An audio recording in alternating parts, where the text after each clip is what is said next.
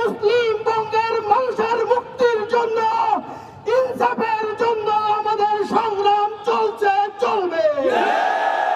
আপনাদের মাধ্যমে সরকারকে একটা কথাই বলতে চাই,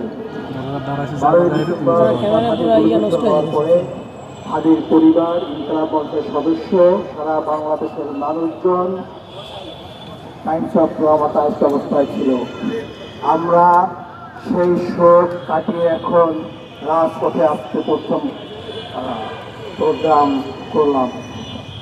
আমি আপনাদের মাধ্যমে সরকারকে একটা কথাই বলতে চাই যে হাদির জানাজায় লক্ষ লক্ষ যে বিপ্লবী ছাত্র জনতা অংশগ্রহণ করেছে, এইটা কোনো পরিকল্পিত অংশগ্রহণ ছিল না, কোনো ওয়েল অর্গানাইজ ছিল না।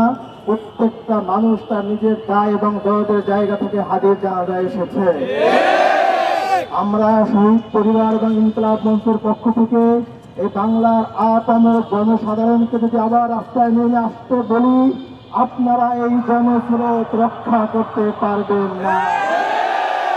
সরকারকে স্পষ্ট করে বলে দিতে চাই, হাদির খুনিরা যেখানে আছে, যে এজেন্সির কাছে আছে অথবা দেশের বাইরেও যদি চেয়ে থাকে, সরকারের ওই দেশের সরকারের সাথে সমঝোতা করে খুনিকে আমাদের সামনে হাজির করতেই হবে।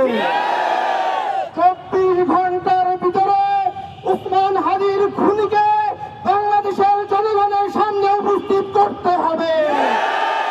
প্রিয় বিপ্লবী ছাত্র জনতা, যদি 24 ঘন্টার ভিতরে খুনিকে আমাদের সামনে উপস্থাপন না করে, পরবর্তী প্রোগ্রামের জন্য আপনারা শপথ গ্রহণ করুন।